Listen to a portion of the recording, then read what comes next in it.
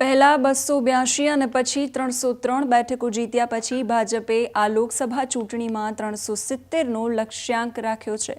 આ લક્ષ્યને પ્રાપ્ત કરવું સરળ નથી પણ અઘરું પણ નથી, કારણ કે જાતિ, જ્ઞાતિ અને ક્ષેત્રો પ્રમાણે ભાજપે અત્યાર સુધી તો બધા સોગઠા યોગ્ય રીતે ગોઠવી દીધા છે।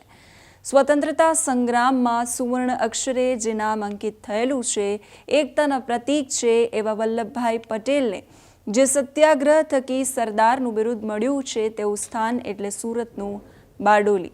નમસ્કાર, જમાવટ સાથે હું છું સેજલ।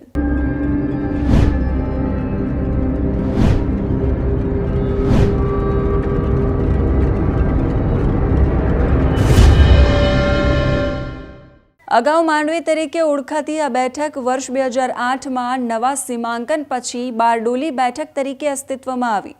પૂર્વ મુખ્યમંત્રી અમરસિંહ ચૌધરીનું અહીં પ્રભુત્વ ખૂબ છવાયેલું હતું। વર્ષ 1996થી આ વિસ્તાર એવો છે કે જ્યાં કોંગ્રેસનું એકધારું પ્રભુત્વ રહ્યું છે। વર્ષ 1962થી 2019 સુધી ભાજપે ટોટલ 3 વાર આ બેઠક પર જીત મેળવી છે। વર્ષ 1996માં ભાજપના માનસી પટેલની પહેલા જીત થઈ હતી, જે બાદ પાછલા 2 ટર્મથી પ્રભુભાઈ વસાવા આ બેઠક પરથી પ્રતિનિધિત્વ કરી રહ્યા છે, જેમનું નેતૃત્વને જોતા જ ભાજપે ત્રીજી વખત પણ બારડોલી લોકસભા બેઠક માટે એમની પસંદગી કરી છે। તો સામા પક્ષે કોંગ્રેસે અમરસિંહ ચૌધરીના પુત્ર સિદ્ધાર્થ ચૌધરીને ટિકિટ આપી છે। સૌથી પહેલા આ બેઠક પરનું ગણિત આપણે સમજી લઈએ। ચાણક્યની વેબસાઇટ પરથી બારડોલીની સીટ આદિવાસીઓનો ગઢ અને આ સીટ પર આપણે જોઈ લઈએ સૌથી વધારે એસટી વોટર્સ જે છે એ અહીં 57.7% છે। મુસ્લિમ વોટર્સની વાત કરવામાં આવે 3.6% છે। રૂરલ એટલે કે ગ્રામ્ય વિસ્તારોના સૌથી વધારે વોટર્સ 75.8% અહીં છે। કઈ કઈ વિધાનસભા આ બેઠકમાં આવેલી છે આપણે એ જોઈ લઈએ। માંગરોળ એસટી, સુરતમાં માંડવી, કામરેજ, બારડોલી, મહુવા, વ્યારા અને નિઝર। વ્યારા અને તાપી માફ કરશો વ્યારા અને નિઝર આ બંને બેઠકો તાપીમાં છે, બાકી બધી સુરતની અંદર આ બેઠકો છે। કાસ્ટ પોપ્યુલેશન પણ આપણે જોઈશું, પરંતુ એ પહેલાં આપણે જોઈ લઈએ કે પાર્લામેન્ટ ઇલેક્શનમાં છેલ્લા 3 ટર્મથી કોણ આ બેઠક પર બાજી મારી રહ્યું છે। 2009માં તુષારભાઈ ચૌધરી જે કોંગ્રેસ તરફથી હતા, જે પણ અમરસિંહ ચૌધરીના પરિવારમાંથી આવતા હતા, પરંતુ એ મુખ્યમંત્રી અમરસિંહ ચૌધરીના પરિવારમાંથી। 2014માં ભારતીય જનતા પાર્ટીના પ્રભુભાઈ વસાવા અને 2019માં પણ પ્રભુભાઈ વસાવા ભારતીય જનતા પાર્ટીના। 2 ટર્મથી આ પ્રભુભાઈ વસાવા જે છે એમનું વર્ચસ્વ આ બેઠક પર રહ્યું છે, એટલે જ ત્રીજી વખત ભારતીય જનતા પાર્ટીએ તેમને ટિકિટ આપી છે। હા, એ ચોક્કસથી છે કે 2019ની ચૂંટણી હતી ત્યારે અમુક પક્ષ હતો એમાં પ્રભુભાઈના કાર્યોને લઈને નારાજગી હતી કે એમણે કાર્યો નથી કર્યા, પરંતુ આ વખતે પણ ફરી એકવાર ભારતીય જનતા પાર્ટીએ પસંદગીનો કળશ પ્રભુભાઈ વસાવા પર ઢોળ્યો છે।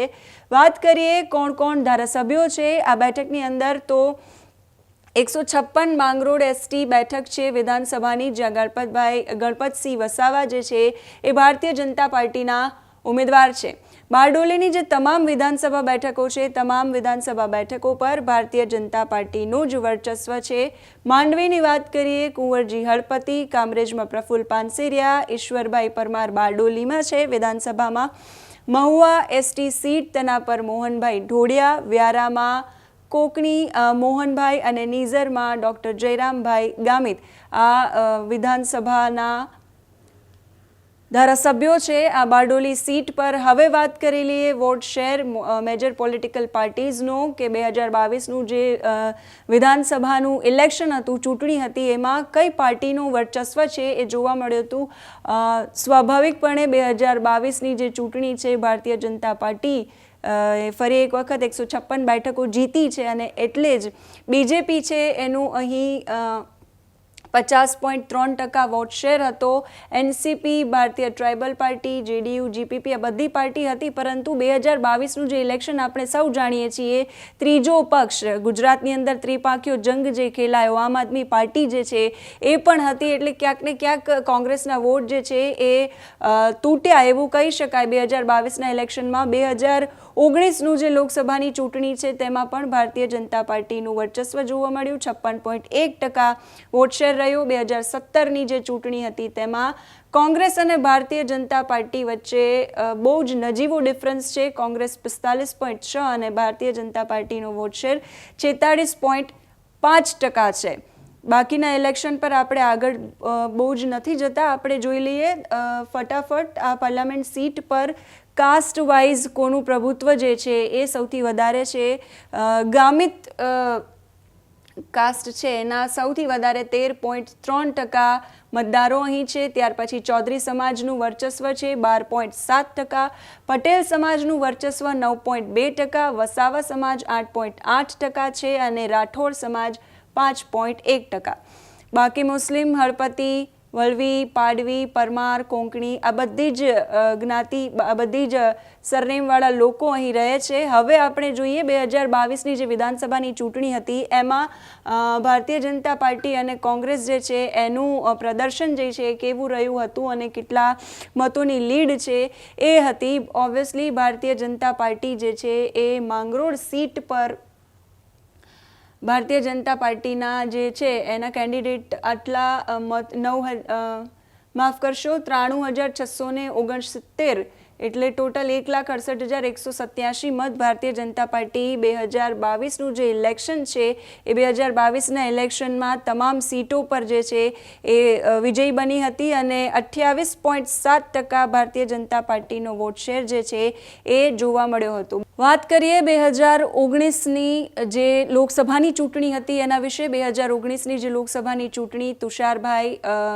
ચૌધરી આ બેઠક પર લડ્યા હતા, બારડોલી બેઠક પર, અને એની સામે ભારતીય જનતા પાર્ટીના પ્રભુભાઈ વસાવા જે છે એ લડ્યા હતા. 1,53,000 ટોટલ મતોમાંથી 90,411 મત. એટલે ભારતીય જનતા પાર્ટી 2019ના ઇલેક્શનમાં પણ લીડિંગ પાર્ટી હતી. 16.4% જે વોટ છે એ ભારતીય જનતા પાર્ટીનો વોટ શેર રહ્યો હતો અને બીજેપી છે એ આ 2019ના ઇલેક્શનમાં 4 એસેમ્બલીમાં આગળ હતી ને જ્યારે કોંગ્રેસ જે છે 3 એસેમ્બલી સેગમેન્ટ્સમાં આગળ હતી.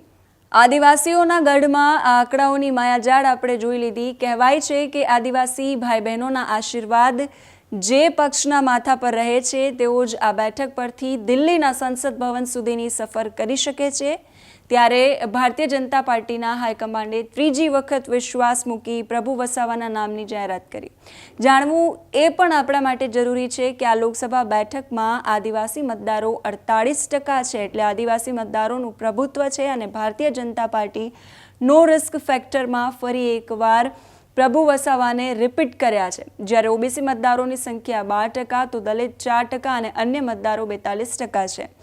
બારડોલીની જનતાએ વર્ષ 2019ની ચૂંટણીમાં ભારતીય જનતા પાર્ટીના સાંસદ પ્રભુભાઈ વસાવાને 2,15,447 મતની લીડથી વિજયી બનાવ્યા. ત્યારે 2024નું પરિણામ કઈ દિશામાં રહેશે એ જોવું ખૂબ રસપ્રદ રહેશે. બીજી બાજુ કોંગ્રેસ દ્વારા અમરસિંહ ચૌધરીના પુત્ર સિદ્ધાર્થ અમરસિંહ ચૌધરીને ટિકિટ આપવામાં આવી છે. ભાજપના ઉમેદવાર પ્રભુ વસાવા સામે કોંગ્રેસના સિદ્ધાર્થ અમરસિંહ ચૌધરી મેદાને ઉતર્યા છે. બારડોલી લોકસભા બેઠક પર કોંગ્રેસ દ્વારા જાહેર કરવામાં આવેલા ઉમેદવાર સિદ્ધાર્થ અમરસિંહ ચૌધરી તાપી જિલ્લામાંથી આવે છે. માજી સાંસદ અને ધારાસભ્ય અમરસિંહ ઝેડ ચૌધરીના પુત્ર છે સિદ્ધાર્થ ચૌધરી, જેણે BCom સુધીનો અભ્યાસ કર્યો છે અને તાપી જિલ્લા પંચાયતના કારોબારી સભ્ય પણ રહી ચૂક્યા છે. આ ઉપરાંત સુમુલ ડેરીના ડિરેક્ટર તરીકે પણ તેઓ હાલમાં કાર્યરત છે. એમના પિતા અમરસિંહ ચૌધરીએ અપક્ષ તરીકે ચૂંટણી લડી અને વ્યારા બેઠક પરથી તત્કાલીન મુખ્યમંત્રી અમરસિંહ બી ચૌધરીને હરાવ્યા. આ બેઠક પરંપરાગત રીતે તો કોંગ્રેસનો ગઢ રહી છે એવું કહેવાય છે. ત્યારે આ વખતે ફરી કોંગ્રેસ પોતાનો ગઢ પાછો મેળવવામાં સફળ રહે છે કે કેમ એ જોવું ખૂબ રસપ્રદ રહેશે. અત્યારે આ વિડીયોમાં બસ આટલું જ. આપને અમારો આ વિડીયો પસંદ આવ્યો હોય તો લાઈક અને શેર કરવાનું ન ભૂલશો. આ સાથે જ જોડાયેલા રહો જમાવટ સાથે. નમસ્કાર.